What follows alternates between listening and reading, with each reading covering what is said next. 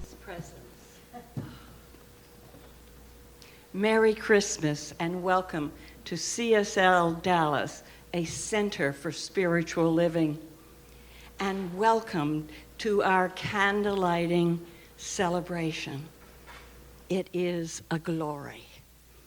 I'm Reverend Patty Generous, assistant minister around these parts, along with our beautiful spiritual leaders, Reverend Karen and Dr. Petra, and with our beloved Vince and equally beloved Reverend Marcia. And what a lovely Christmas you have chosen to gift yourself this night. We are delighted that you are here, for this is Christmas Eve, the most holy of holy nights of the year. This mystical night of sacred lore. Again, the shepherds kneel in their fields. And again, the wise men pray as they move through the darkness toward a light, a truth of their very being, traveling afar through many nights and many days of indecision and wonder. So tonight we have chosen to come to this place, to follow our star, our sacred community, CSLDallas. And we have walked through the darkness and trusted and known that we are once again born again into the truth of our being. And we behold a star with the highest consciousness, the highest revelation in the midst of it all, with everything exactly as it is. There is that good. There is that holy place that dwells within us, that dwells among us here. And we are knowing, affirming, and realizing that as we soar in love, we are manifesting the power, the glory, and the triumphant self that we are the one that we are waiting for and searching for.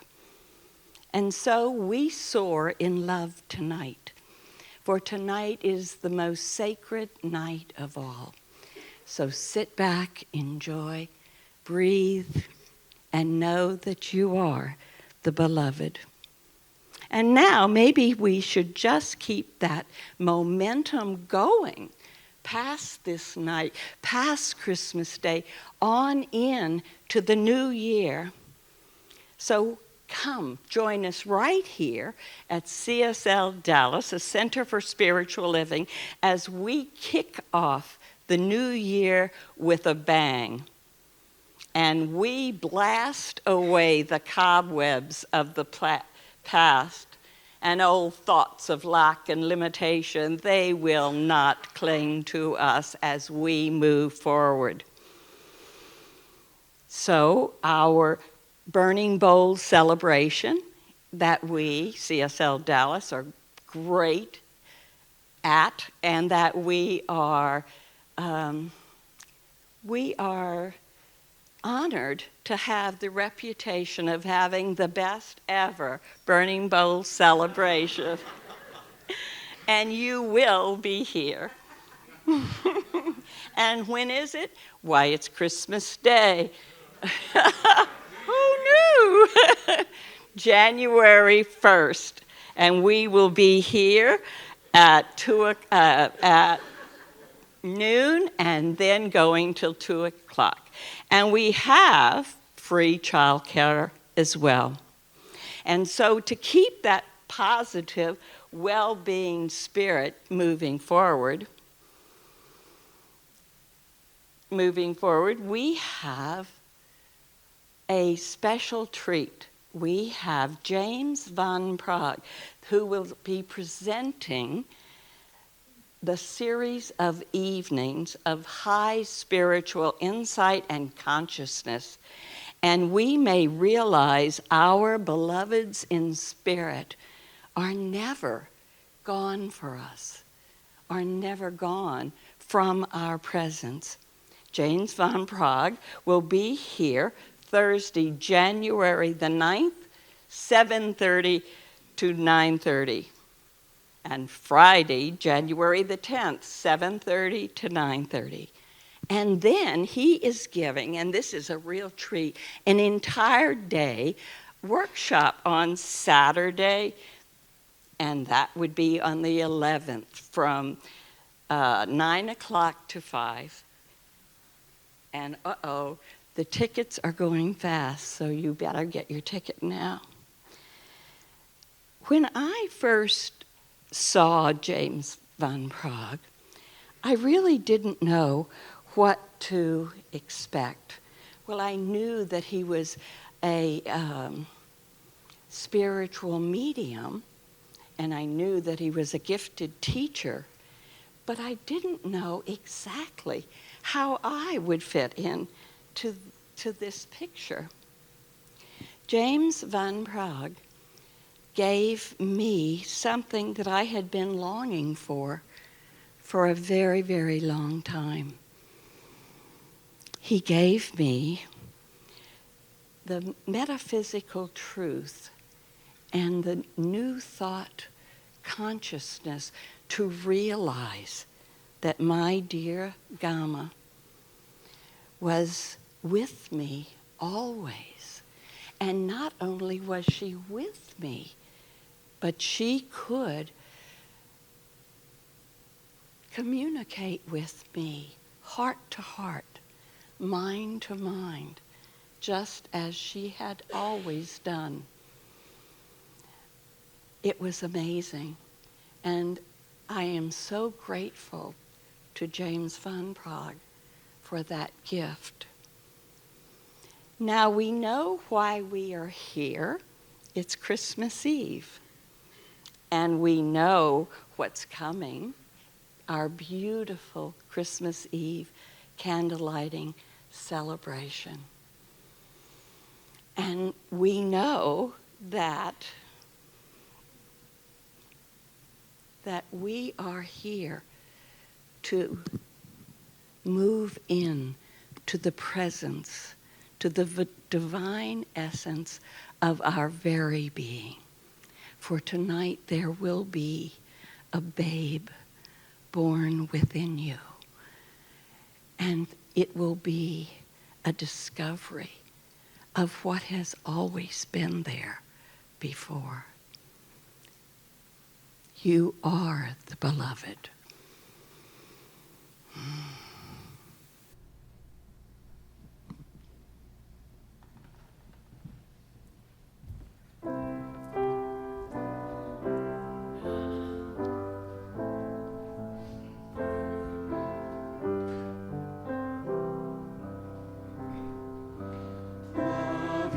Spirit dwells in me. This is my divinity.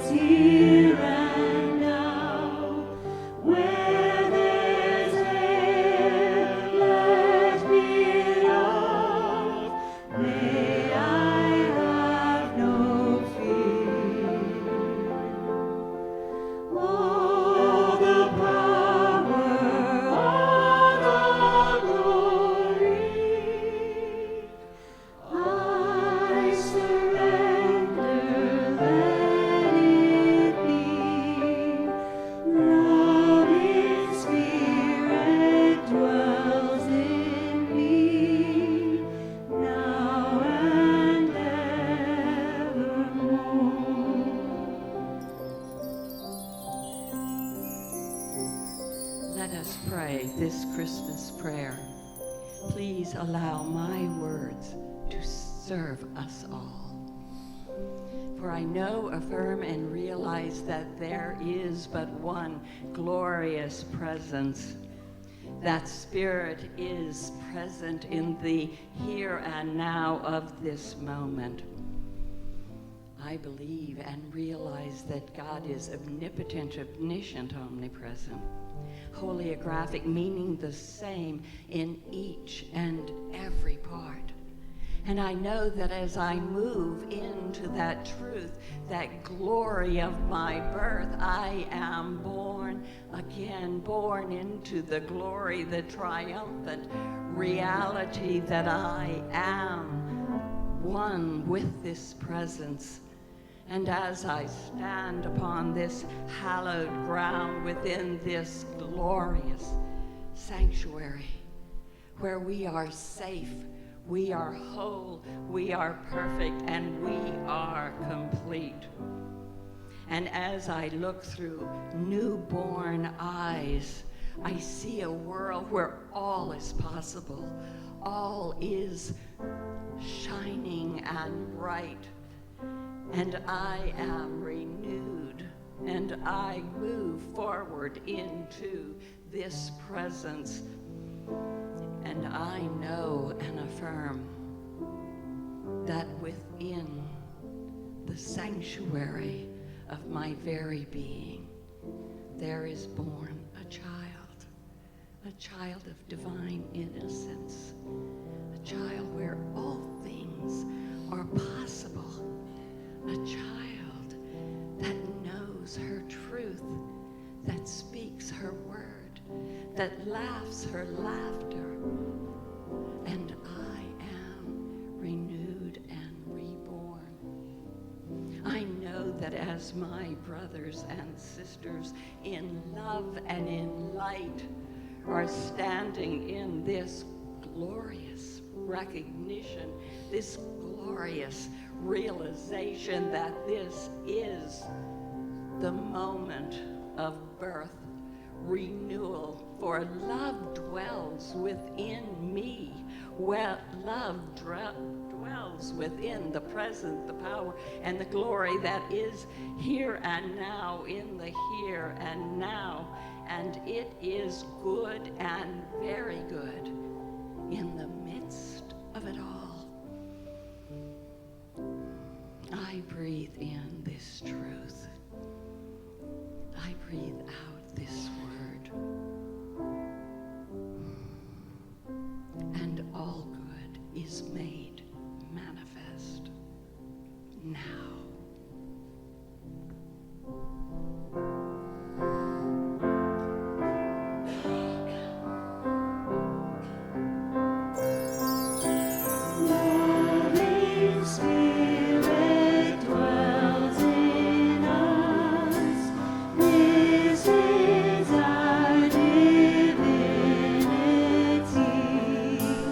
As we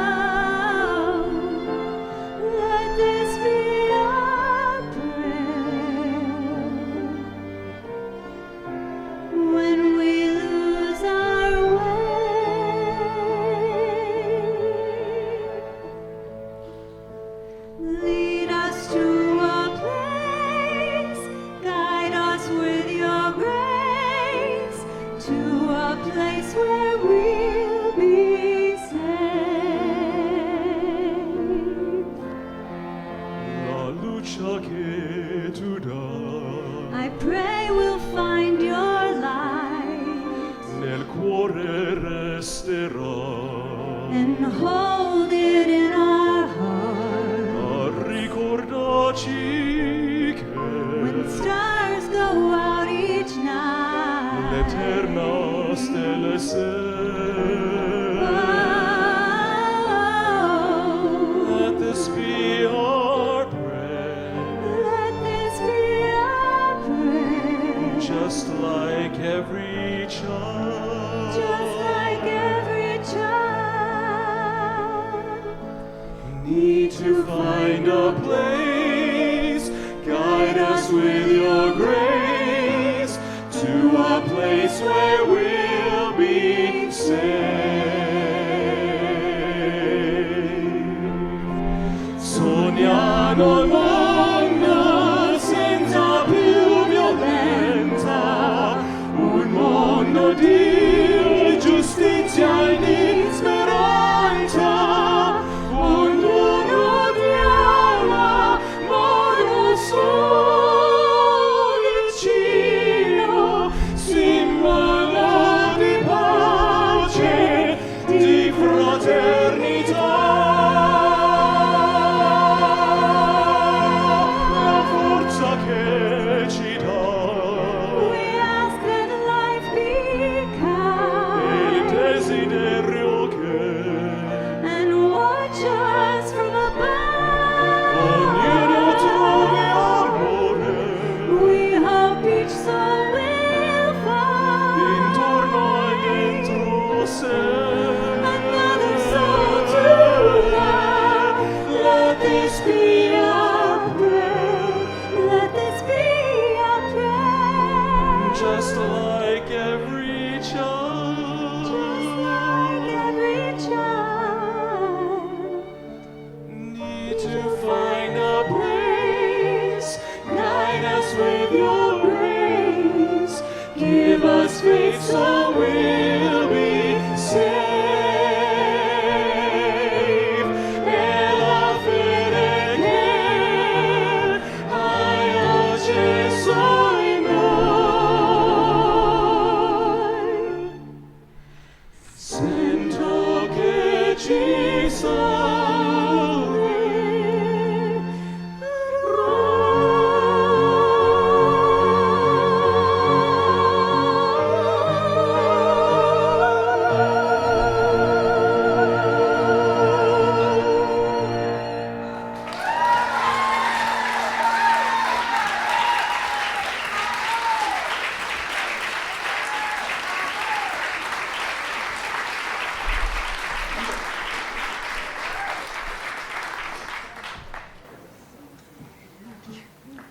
Okay, it's not fair. You're supposed to sing that after I talk, not before I talk. Oh my God. Isn't that our prayer, though? Right? Isn't that our prayer? Thank you, Oscar and Lainey. Don't we have a longing? We have a longing for life and a longing for love and a longing to know something. A longing that we are a part of something. And every year we come to this moment and we have the opportunity once again to pray that prayer. To think about what our prayer is. What is our individual prayer in this moment of our lives? Where are we disconnected from love? Where are we disconnected from that deep sense of belonging that is so much a part of the holiday season, the Christmas experience, and this particular story on this particular night? We've been celebrating the holidays all month, and we've been asking ourselves, what does each holiday that we've been celebrating bring to the spiritual evolution of humanity? Because we know that every path adds something to our deepening, to our understanding about life and about love and about universal reality and about the principle that is the creative process and about God. Every path adds something. And this tradition, the Christian tradition and the path that we celebrate on Christmas Eve adds something so profound. The incarnation of love. We celebrate on Christmas Eve the incarnation of the Son. And in John, it is written 100 years after the passing of Jesus. John wrote, "For God so loved the world that he gave his only begotten Son." And Meister Eckhart in the 14th century, one of the most brilliant Christian mystics, he said, "There is only one Father who is always forever begetting the Son in each of us." Over and over and over again, we come to this moment, this time, every year, the wheel turns and we find ourselves right here again to ask ourselves, is the Son being born in us? Are we being the incarnation of love? And so that's what this story tells us. This story, this beautiful myth that we celebrate with the stories of the shepherds and the wise men and the virgin birth, reminding us that the divine presence is forever knocking at the door of our souls, knocking at the door of our heart. Meister Eckhart goes on to say we are all meant to be mothers of God. God is always needing to be born. Right? Not just out there, not just the transcendent mystery to which we pray when we long for the experience of something larger than ourselves. But at some point we have to wake up and say, but God also has to be born here. We're all mothers of the divine incarnation. God is always needing to be birthed over and over and over again. And yet we don't always know it or feel it. And so this story teaches us the way. How do we become the mother of God? How do we birth it within ourselves? And so we have these symbols, these ideas that remind us of what it takes. And we begin with a young maiden, not necessarily a virgin, but definitely the Hebrew points to a young maiden. And what is a young maiden but representative of innocence? A receptive, non-egoic innocence, undefended, open-hearted, just willing to say, I surrender, I accept. Yes, here I am. Here I am to birth love, no matter what it looks like, no matter what other people might be saying about me, no matter how they're talking about me behind my back. I show up as love. Even though worldly wisdom says you have to be safe. You have to protect yourself. You have to be a certain way and show up a certain way. A young maiden, innocent and receptive. And when this young family goes to Bethlehem, there's no room at the inn. Is there room in our hearts? Is there room in our minds, in our consciousness? Is there room in our egos for something so profoundly different than the way we learned how to be in the world, the way that kept us moving forward, kept us safe, kept us strong, kept us in the in crowd, accepted, those kinds of things? Do we have room? Or are we filled up with the outer trappings of place and persona and fitting in and doing it right? There might not be room in the inn of our hearts. And so we have to make it. And we have to find that even more humble place that says, here I am. I'm willing to birth that incarnation of love. And I always love the angels and the star, right? These beautiful messengers from the heavens, from the divine life. They are representations of the light and the infinite that is not only knocking at the door, sometimes blasting us with light. And the shepherds, they were afraid. Man, sometimes don't you get that intuition and you think, oh no, not me. I'm not going there. I'm not doing that. And we become afraid that we will not be safe or secure, or protected, that we won't fit in, that we'll be weird. And yet the angel of light says, fear not. Fear not. No matter how magnificent and big the light is, and no matter how powerful the love is, fear not. Do not be afraid. And of course, the star guides us, that if we are not afraid, the light is there, the intuition, the love from others, that still small voice, that nudge, that 2x4. Okay, sometimes I get a lot of nudges, and then let's not wait for the 2x4, shall we? I love the idea of the shepherds, where our humanity is humbled before our own divinity.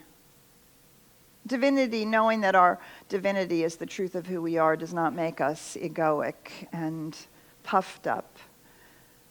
There is that profound sense of the magic and the mystery of the love that dwells within us, that is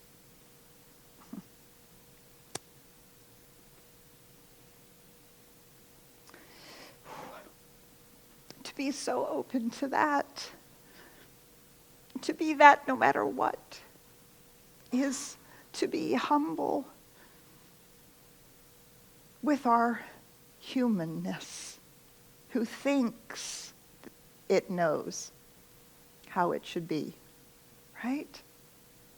And yet on the other hand, we not only have these humble shepherds, we then have the magi, people of profound wisdom who choose to follow the light through trials and tribulations, to come to the incarnation of love. So we are not only the humble shepherds, but there is that within us that is the power and the mystery that is who we have come here to be, to stand in that knowing. In that knowing, that's what wisdom means, right? The wisdom of the truth. And our humanity falls away. It doesn't cling anymore. It doesn't push anymore. It doesn't need anymore, because the majesty of the wisdom follows the light. And the Magi bring gifts, gold, frankincense, and myrrh. And in the deepest ages and traditions of this story, gold represents the physical nature, myrrh represents the creative nature, and frankincense represents the word that speaks. And so when we have innocence and openness, and we make room in our hearts, and we fear not the messages of love, and when we are humble in our humanness but wise in our spirituality, we are gifted with dominion over life, over the physical nature, the creative process, and the power of the word. And when we are that, we recognize that every birth is a divine event. Every conception is immaculate. Every child who is born into the world represents the Son of the Eternal Father. Every one of us. Whether you're here, whether you're watching online, whether you're someplace else on the planet, maybe even, who knows, planets someplace else. Right? Because there is that deep truth that we celebrate on this holy night, that when we pray for love, we find it.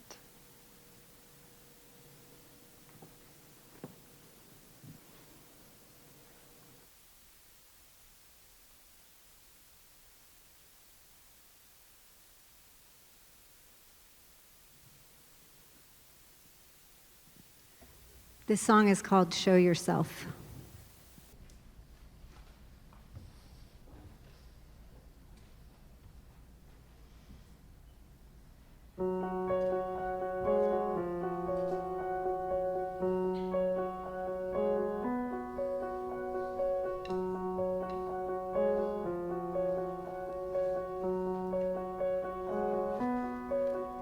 Every inch of me is trembling, but not from the cold.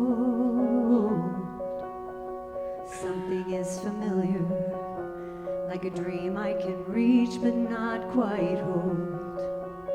I can sense you there, like a friend I've always known. I'm arriving, and it feels like I am home. I have always been a fortress, cold secrets deep inside.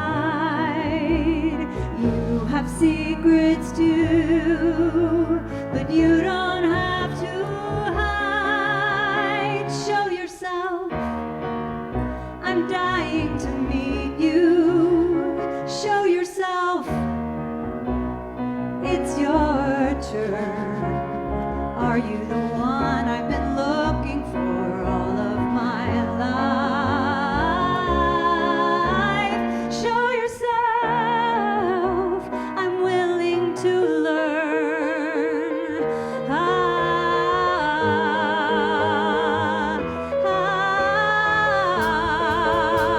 I've never felt so certain. All my life I've been torn, but I'm here for a reason.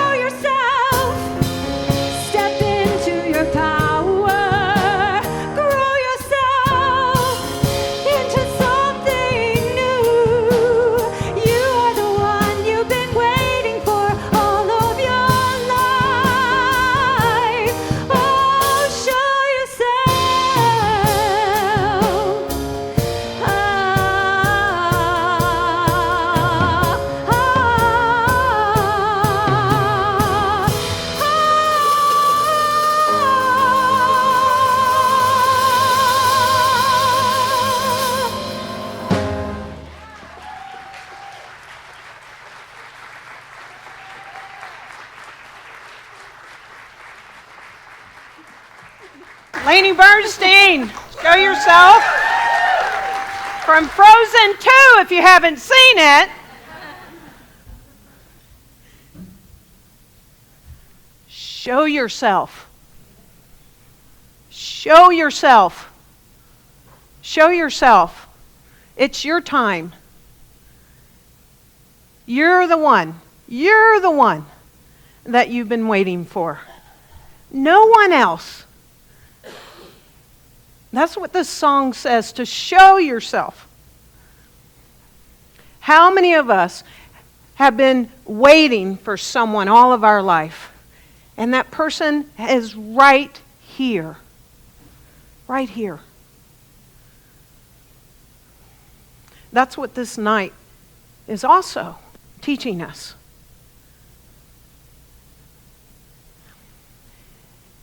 At the center of each and every one of us is where this thing that's known as the impersonal becomes personal. This thing that is generalized becomes individualized. Some of us call it the universe, some of us call it God, some of us call it spirit. It doesn't matter what we choose to call it, and it is incarnated in every single one of us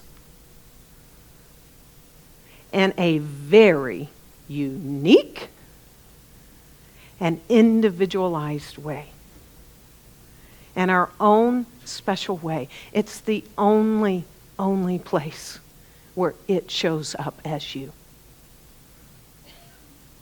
Show yourself. Ernest Holmes tells us that it's the hidden source of life, the place where Christ in us blends on one side of the divine and on the other side with the individual. It's not two sides, it's not two things, it's the blending. It's where it happens, right here.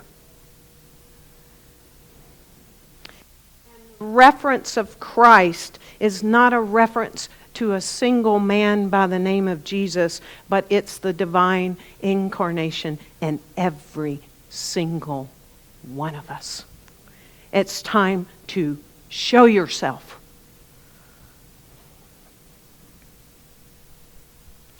It's time for each of us to let the world know who we are.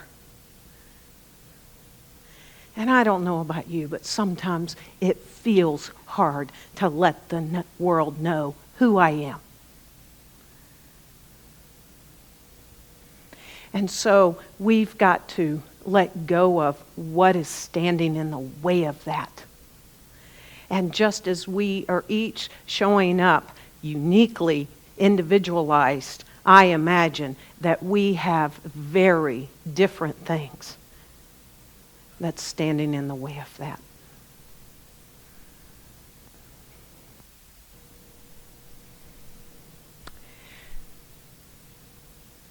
I know that at some degree, perhaps, for each of us, no matter how long we've lived, no matter where we come from, no matter what experiences we've had, no matter where we've traveled, no matter what we've seen, no matter where we've been, no matter what job we've held, no matter when we let a job go, even if we've not even started having jobs, I'm going to guess and imagine that in some degree, what's inside each of us that's getting in the way is to truly know that the universe loves you.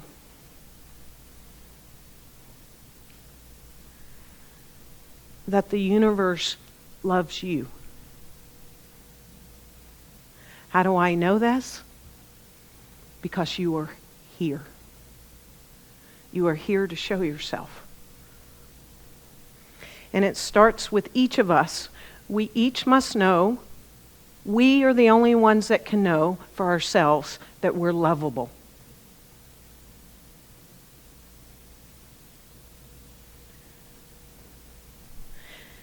when we're not thinking we're lovable, when we're not acting like we're lovable, when we're not coming from that place of knowing we are lovable, and we're acting out here, it tends to be rooted in the place that we ourselves don't know we are loved. And so we act out and project it out and show up. And it starts here.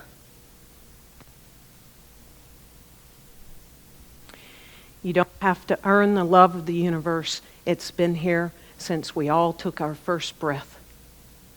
You don't have to earn it because you each are the love incarnate. Our only task perhaps, is to be that, to show up and to be the love incarnate, to be that love incarnate that we've always been. Emerson has a beautiful quote. And he tells us that the fact that I am here certainly shows me that the soul had need of an organ here. And shall I not assume the post? It's our post. It's the only person that can assume this post. No one else can assume it for us. And so we each, in our own way, whatever that is, and that's what this night is calling forth, is for us to know that we are that. We are the I am that. I am. And so when we each truly understand and truly believe, we must truly believe that we are the love incarnate. That love, that universal love, that which has no bounds, it's boundless, that universal love is incarnate in me and in you and in every single one of us. And that we are that individualized expression of it. And we are divine. That's when this new birth takes place.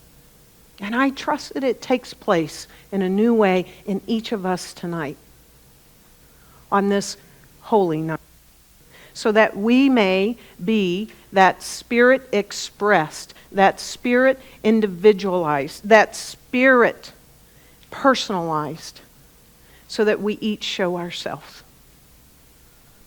And let everything else that's getting in the way, let it go.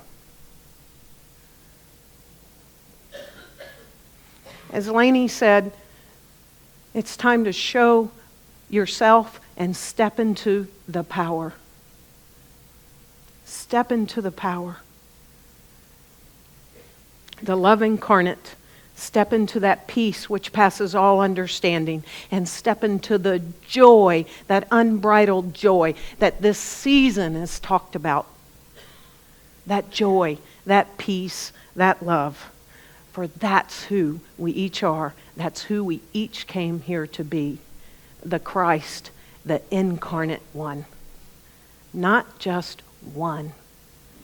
The many is the one. We are the ones. You are the one. You are the one you've been waiting for. Show yourself.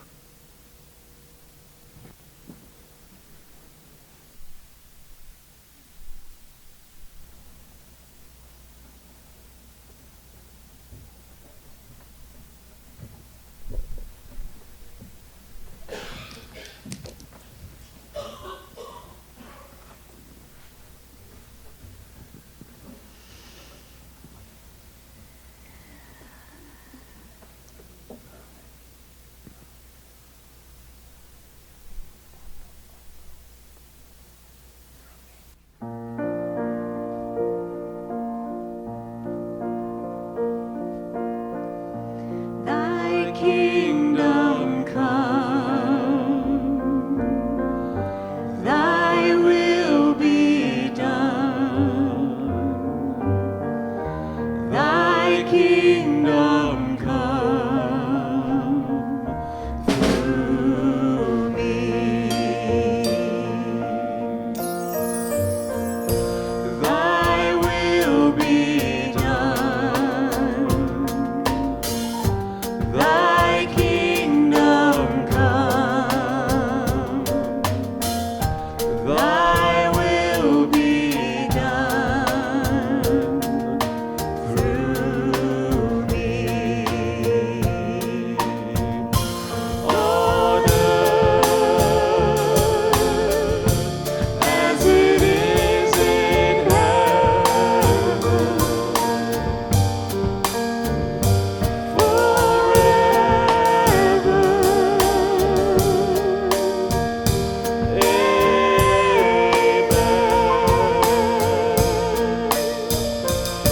On earth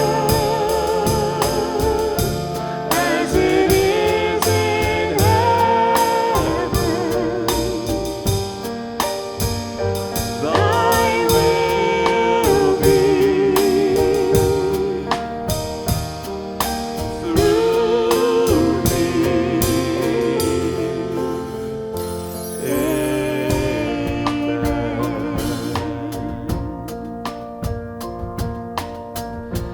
Thy kingdom come, thy will be done. Thy kingdom come through me. Thy will be done. Thy kingdom come. Thy will be done through me.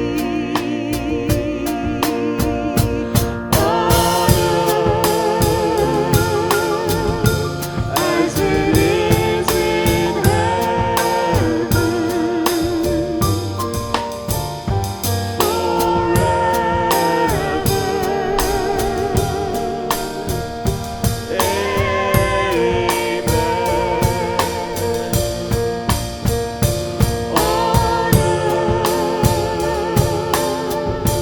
as it is in heaven, thy will be through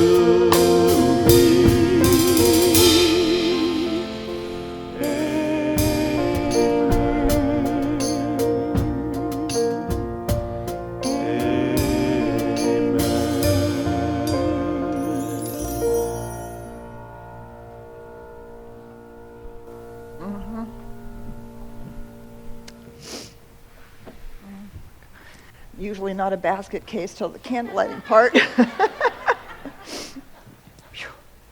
Right, but isn't that the prayer? The prayer is to have that love move through us. It's not, oh, I'm the incarnation of God, aren't I cool and fabulous and wonderful? How many of us have tried to be love when being love is not so easy? Right? When we have not wanted to be love. When we have not wanted to take the high road or to live from our spiritual principles or to stand in the divine presence and to see it in the other. Because, right, if we're the divine incarnation of love, then we love to say, well, and so are you and you and you and you and you, except for when I don't like you. Or you're annoying. Or you've done something to me. Or I think you've done something to me. And I think some they out there has done something. And to be love, to be the incarnation, it's not enough to just say, oh, I'm going to show up, I'm the incarnation. We actually have to be that in the world. And that, my friends, is a spiritual practice. It is the spiritual practice to be this to allow it to move through us in our life, in our families, in our communities, in the nation, in the world. To be that one light, to imagine that my love actually has an impact wherever I go. That the presence with which I wander around in the world actually matters because it's actually impacting. I'm either bringing love into the world or I'm not. I'm either bringing my spiritual truth and my spiritual principles into the world or I'm not. Many years ago, I was very estranged from my father. I didn't speak to him for 7 years. I wrote him a letter. I said, I never want to see you again. I don't want to have anything to do with you ever again.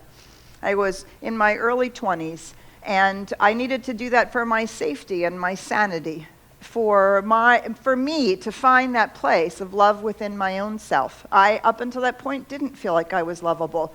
And unfortunately, my father had a lot to do with that, with the way in which he treated me and my sister and my mother. And so I didn't feel lovable. And I needed to carve out a space, a safe space in my life in which I could discover the truth of who I was, that I could show myself, and I could discover that, no, maybe actually I was lovable. And maybe I was okay. And I walked that road for quite a while. And I don't think I spoke to my father for 7, possibly 10 years. And in that time, in all that spiritual practice, and the owning of the incarnation, and the owning of the love, one of the things that I realized is that I could no longer not take responsibility for being love. And so I remember when I called my dad up, and we had a lovely short conversation. And he invited me to come visit. And my first response was, not on your life. My father is for those of you who don't know this story, rageaholic, alcoholic, abusive man. And yet I continued to have conversations with my dad. And I realized that if I was going to be love in the world, I had to see him as love too. That was not easy. And I began imagining what must his life be like to live inside that hell that he had created for himself. And what must his childhood have been like to have been such a hell that he would have carried it into his adult life and treated his family, who he adored, the way that he did. And I noticed by imagining these things, little cracks began to show, or I began to feel little cracks in my unforgiveness and in my anger. Little seepings of compassion. And I remember the first time he said, come visit, and I said, yes. He's bought me tickets. Everything my dad ever bought me had strings attached. It always had to be the way he wanted it, when he wanted it, how he wanted it. And I realized, oh, that's the only way my dad knows how to love me. I could just accept his gift. And that would be letting him love me. And I remember sitting the first time in his presence, gosh, could have been 15 years by then, and having such compassion for his love and the way that he was trying to express it, that I was actually able to be in his presence. 3 days, not past 8 o'clock. Those were my rules. Those kept me safe. But for those 3 days, not past 8 o'clock, I could be love. And I could let him be who he was. And I could see the love that he was trying to be. And I could see all the ways that I had tried to be love that I was embarrassed about, or that I wanted to apologize to people about. All the ways that I tried to be love that were actually controlling or manipulative or not very nice or whatever. All those ways, right? All the ways I tried to keep myself safe and kept other people out. That's what it means to be love in the world. Do you see? It's one thing to really, the first thing is to really know that we are lovable, that we are already so loved. Life has given itself to us as us, all of it, in its entirety, in its fullness. There's no part of you that isn't part of the one. Nothing withheld, nothing left out. But now I have to show up that way, to the best of my ability. You see, that's what we're called to. We're called to, on this night, in this story, as we experience this holiday, this sacred moment, we're called to try, to the best of our ability, to allow that love out, and to be it, and to see it, to raise the vibration wherever we are, to raise the vibration in whatever committee meeting we're in, workplace we're in, family situation we're in, wherever we are. It is our duty as spiritual beings to raise the vibration. Again, not because we can say, oh, look at me, I'm so cool, I'm raising the frequency in the room.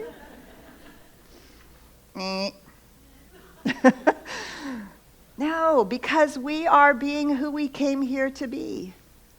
We're being love. We're doing the hard work of seeing through our fears and doubts, of seeing through our projections, of seeing through all the ways that we like for it to be different. We're doing the hard work of seeing that God is present in everything, that life is moving in everything, and that collectively, we together, the more love that we can be, the more love we can and light we can bring to the planet, and the more that we can collectively make a change. And so our job is to act from love, to allow that divine love to move us. And whether that's to move us to pray, whether that's to move us to speak, whether that moves us to march, whether that moves us to forgive, whether that moves us to invent or to create art, or whatever it is that it moves us to do, is to listen to that and to allow it to move through us, as us, into the world, to be the gift that we came here to be. This is the miracle. This is the miracle. This is what it means to incarnate as love. Yes, we get the benefit of it. It has to start with us. We can't pretend to be that in the world if we don't ourselves feel it and know it. But once we feel it and know it, we cannot hide our light under a bushel basket. We have to shine our light. We have to light that light and shine it, and we have to find other people to shine it with, so that our little tiny light becomes a beacon of light, becomes a lighthouse. Yeah. Yeah. Yeah. And it can be scary, right? It can be a little scary to be that kind of love. And to act as if everyone is in incarnation of the divine love. I had to re-find my respect for my father. I had to re-find my care for my father. I had to rediscover that if I can see other people as incarnations of love, it changes everything. It changes everything about how I relate. Oh, that doesn't mean he gets to be abusive to me, neither physically, emotionally, or verbally. No, absolutely not. But it changes everything in the way in which we engage with others. All those boundaries that we get to set, all the things that we need to ask for, all the things that we need to march for, all the things that we need to do are all done from a different place. Do you see? So then we don't have to move from anger or from fear. We move from love. And then we are the light in the world.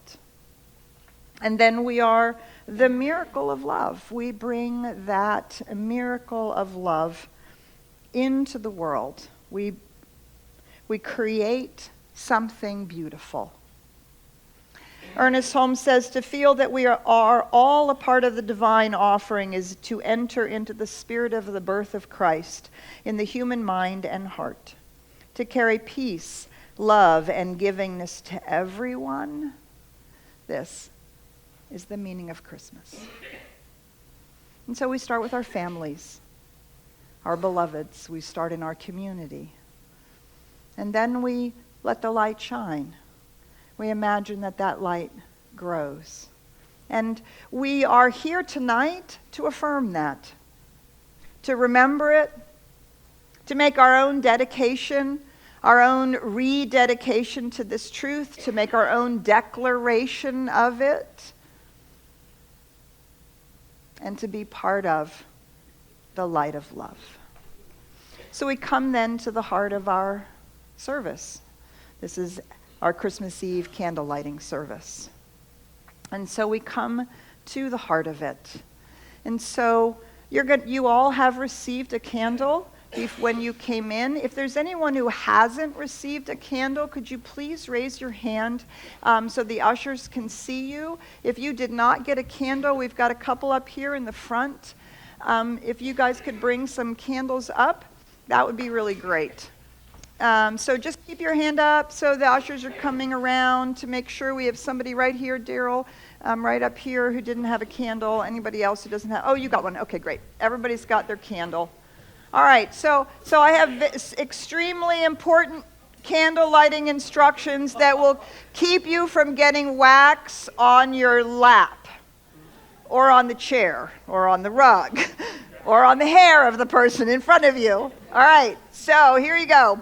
Here are the extremely important candle lighting instructions. If you have the lit candle, your candle belongs upright. If you have the unlit candle, your candle comes in sideways. All right? So please do not light the other person's candle. Let them come to you and get the light from you. Yes? Great. And I have a very long, it's okay. Do we have, it's very long, it's going to be, that's not going to be good.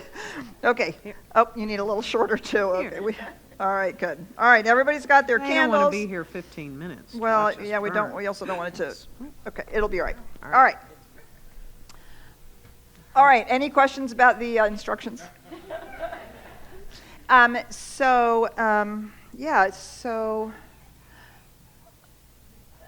I just invite you to take in what we've talked about, what we've sung about, what we've prayed about.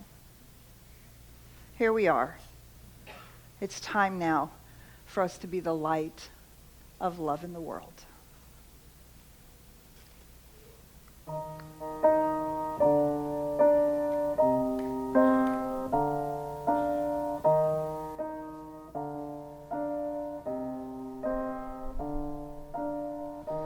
Out of the dark, there comes a spark now, a promise of love in the night.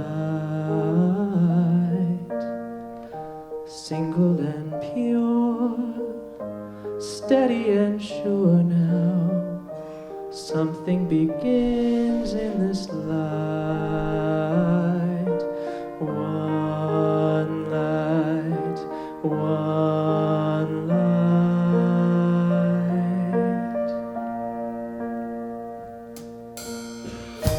One becomes two, softly and truly, hearts being warmed by the glow. It moves in us all, it's love that's calling, and now the light starts to grow. One light,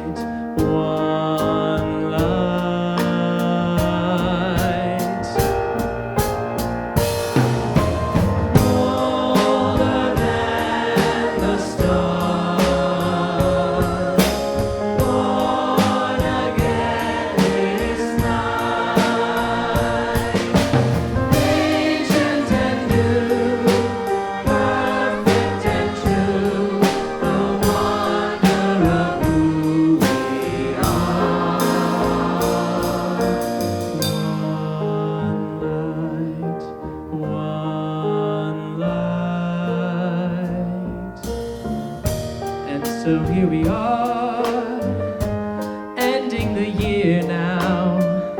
We gather the light in our hearts. Ancient of days, we are the way now, bringing new light to the dawn. One light, one light.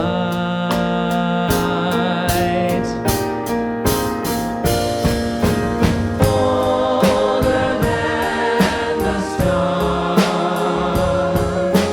born again this night. Ancient and new,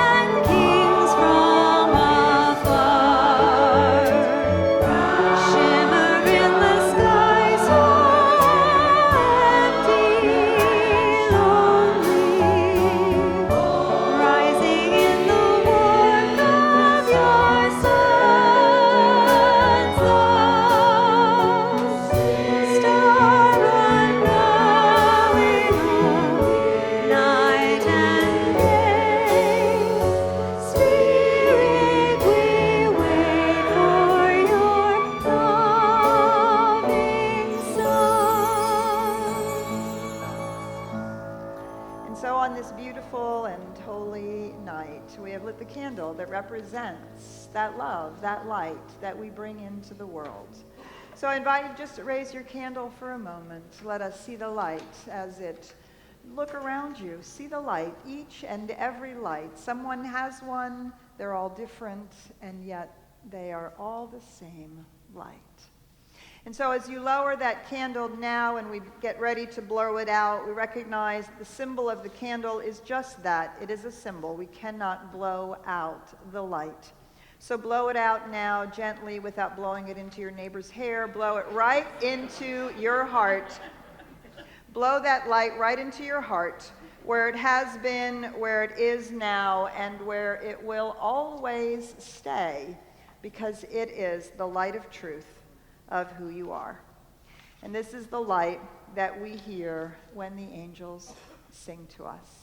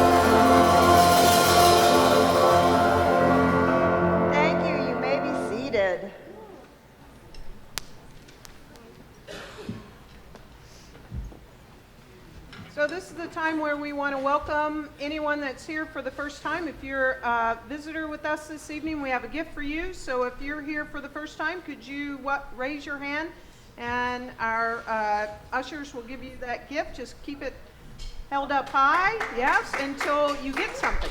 Thank you. We're so glad that you're with us tonight. Is my mic on? Yeah. Okay, great. Wonderful. And so no matter what path you follow, no matter where you've been, no matter where you come from, one thing's for sure, you're welcome here. As the greeters are still giving our visitors.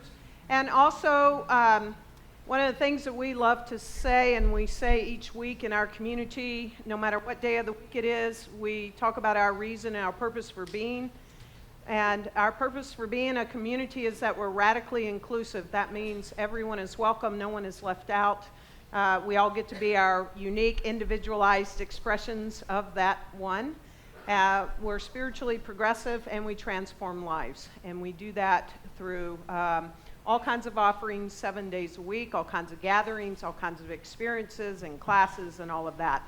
And so this is the time in our celebration together that we welcome the generosity of spirit to come forward through you, and the form of financial giving, sacred giving, the practice of sacred giving, and so that you give the gift to our community right on this sacred night. So as our beautiful string quartet is going to play something for us, our ushers will pass and give the gifts generously. And we want to say this before we do this. We have an abundance affirmation. Let's do that. Can we say this together? All right. We are grateful for the love, abundance, and joy. We joyously share our love and abundance tonight. And so it is. Thank you.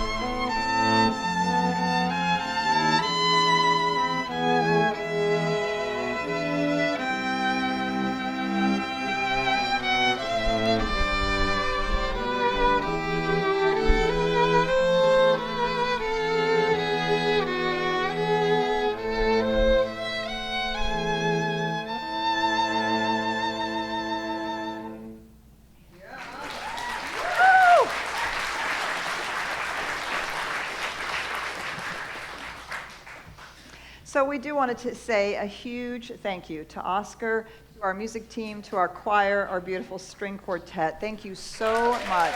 Thank you, Lainey. Thank you, Scott, and everybody. Thank you so much for being, for making a sacred space for us.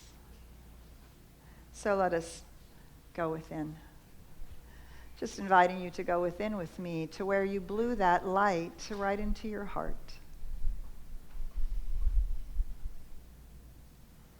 Breathe for a moment.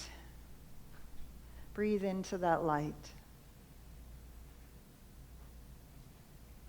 Breathe into the heart and feel that with the breath, the light grows.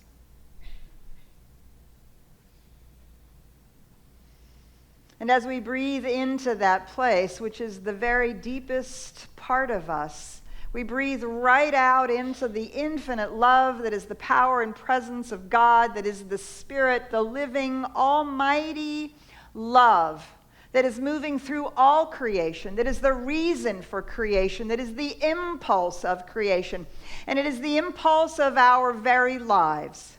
It is the impulse of all life that seeks to grow and flourish and give more of itself into expression. And that's what we do every day, especially today, as we give gifts of our love. Let us soar into the rest of this holiday season and the rest of 2020 and into our lives as a whole. Soar on the wings of that love. Let it carry us forward into a life of meaning and contribution, into a life of connection and belonging, into a life that works not only for us, but that works for our loved ones and our neighbors and our friends and our communities and our nations and our planet. Lives that are lifted by the love and the light that we have shared here tonight, that is at the heart of life itself. So we bless this time. We bless each person within the sound of my voice. We bless each person on the planet. We bless all beings everywhere. May the light shine bright. May love be the answer. May we create heaven on earth. And so it is. So grateful for you to have joined us. Please join us for coffee and for goodies and cider and things like that over in the Pankey Hall. We do have coffee in the Brong Lounge. A couple people have asked about that.